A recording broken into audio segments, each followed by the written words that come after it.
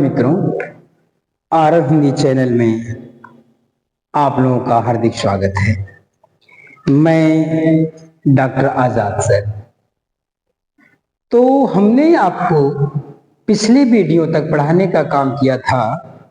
मैंने आपको बताया था देवनागरी लिपि के विषय में। देवनागरी लिपि और लिपियों के प्रकार, मैंने 2 पॉइंट्स आपको पढ़ाने का काम किया था। ये आपके सिलेबस के अनुसार है। डीएलएड प्रथम सेमेस्टर के जो बच्चे हैं उन बच्चों के जो सिलेबस में चीजें दिया हुआ है। तो हमने आपको पिछले वीडियो में 2 चीजों को बताने का काम किया था। वह था देवनागरी लिपि और दूसरा था लिपि के प्रकार। तो लिपि के प्रकार में ही मैंने बताया था कि लिपि 3 प्रकार की है और जिसका नाम अल्फाबेटिक लिपि है, अल्फा सिलेबिक लिपि है और चित्रलिपि है। तो ये 2 पॉइंट मैंने आपको बताने का काम किया था और आज मैं पुनः एक नए टॉपिक के साथ, एक नई बातों के साथ मैं आपके सामने उपस्थित हूं और मैं आज आपको पढ़ाने का काम करूंगा देवनागरी लिपि का अर्थ। ये आपका टॉपिक है देवनागरी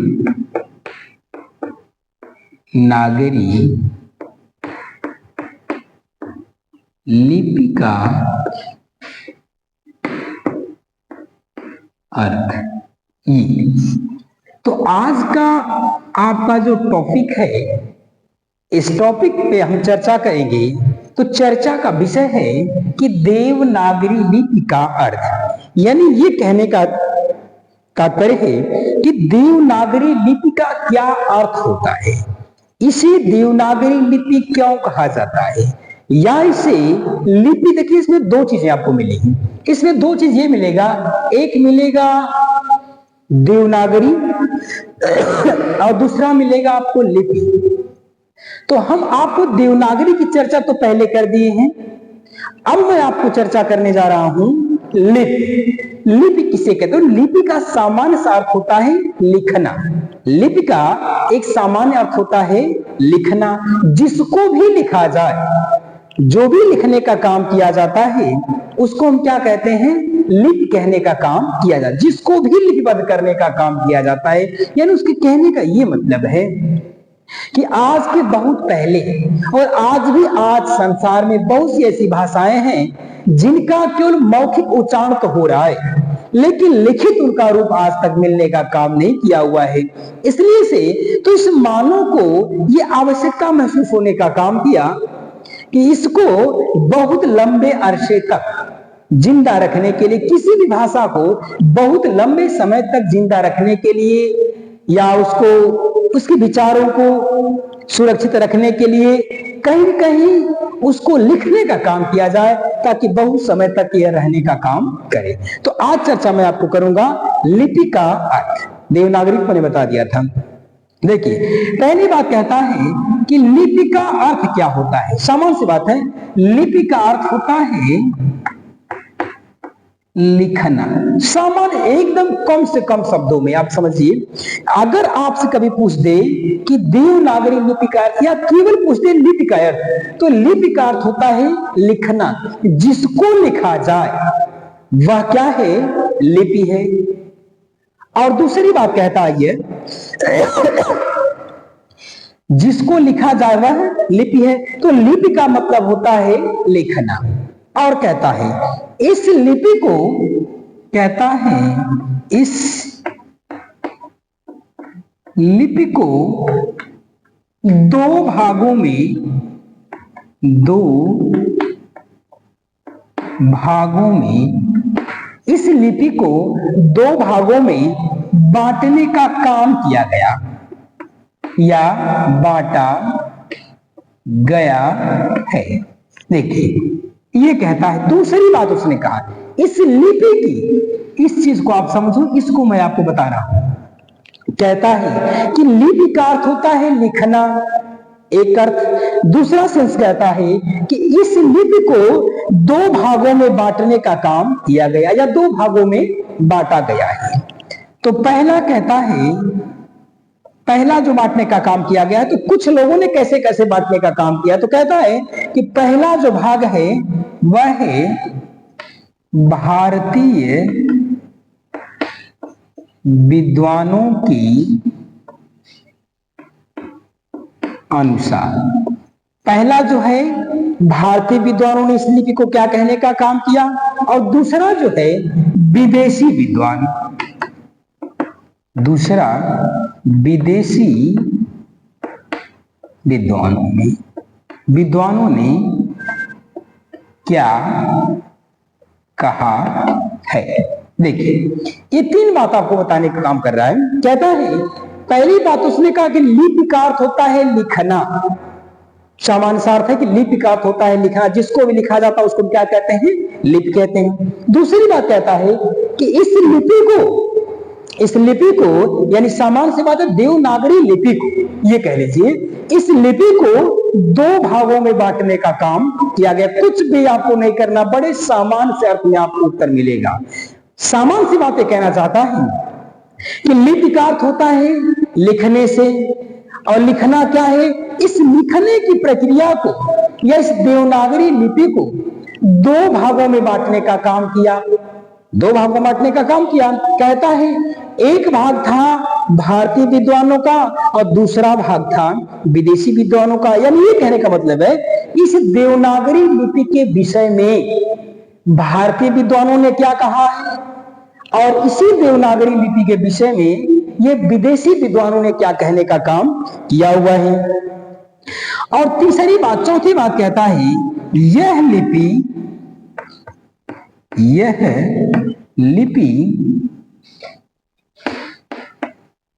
गुजरात के नागर ब्राह्मणों द्वारा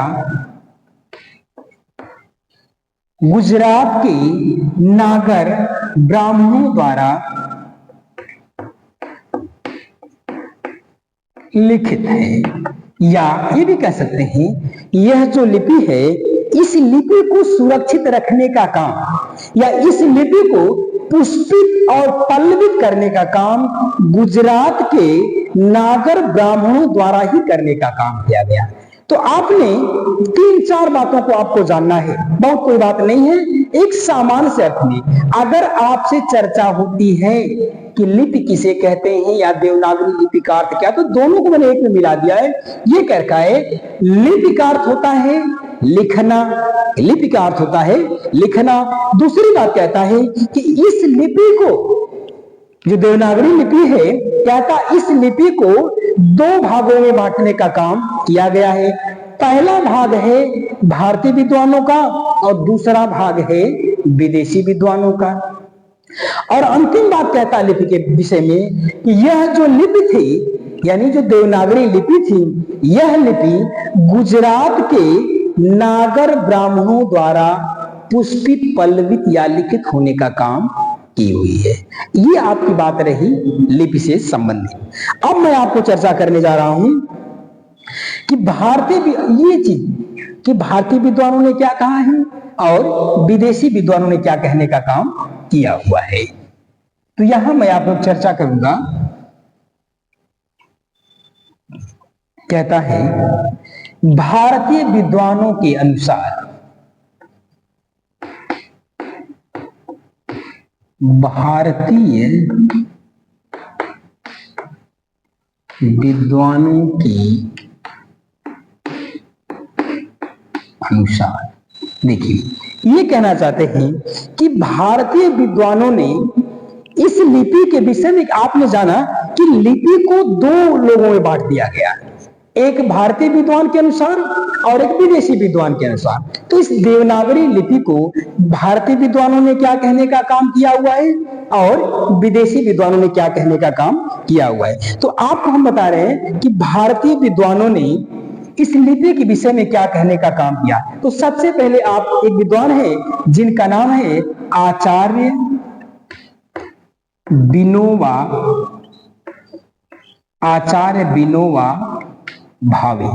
देखिए आचार्य विनोबा भावे जी ने इस देवनागरी लिपि के विषय में क्या कहने का काम किया हुआ है। उन्होंने बताया उन्होंने बताया आचार्य विनोबा भावे जी कहते हैं। मैंने बताया कि लिपि को दो भागों में बांटने का काम किया, एक भारतीय विद्वान और एक विदेशी विद्वान। तो भारतीय विद्वानों में एक दो विद्वानों का नाम आपको बता रहा हूं, जिसमें है आचार्य विनोबा भावे जी। तो आचार्य विनोबा भावे जी ने इस लिपि की, इस देवनागरी लिपि विषय में क्या कहने का काम किया। उन्होंने कहा कि भारतीय भाषा की रचना,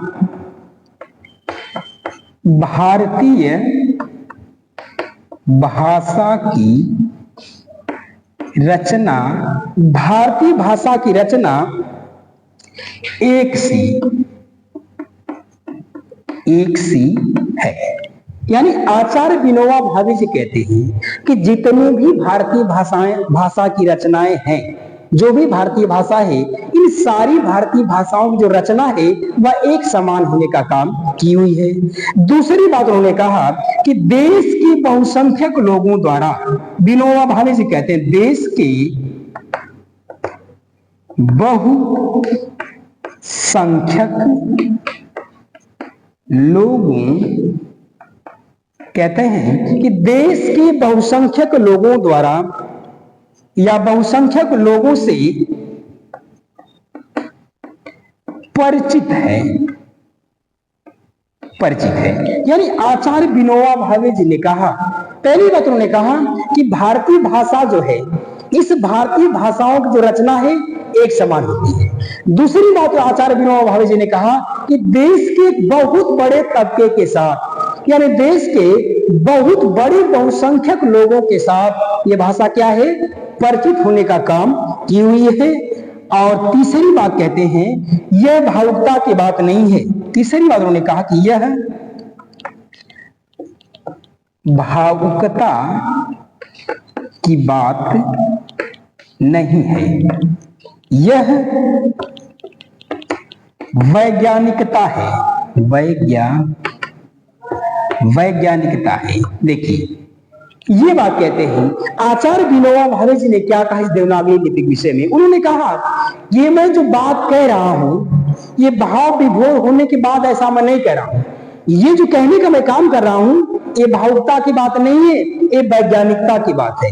यानी आचार्य विनोबा भावे जी ने स्पष्ट शब्दों में कहने का काम किया हुआ है कि भारतीय भाषाओं की जो रचना है, ये रचना एक समान होने के काम करती है।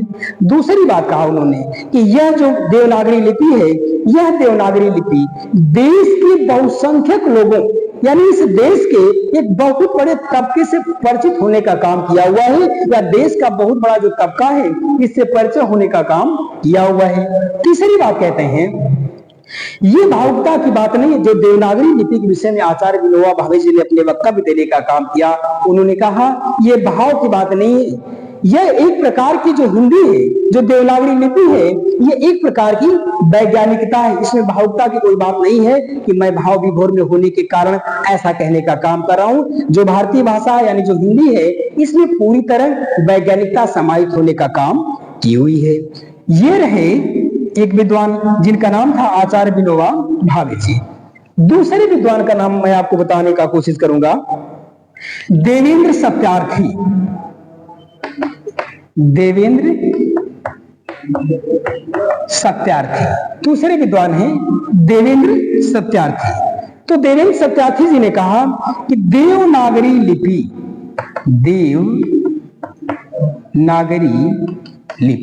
कहते हैं कि देवनागरी लिपि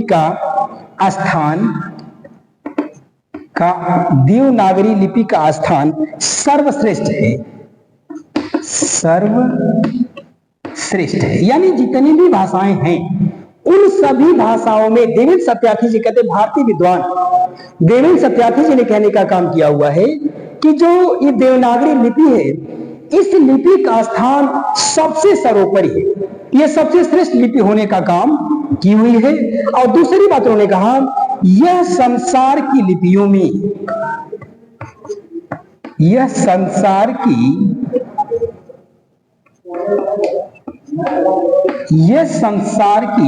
लिपियों में सबसे अधिक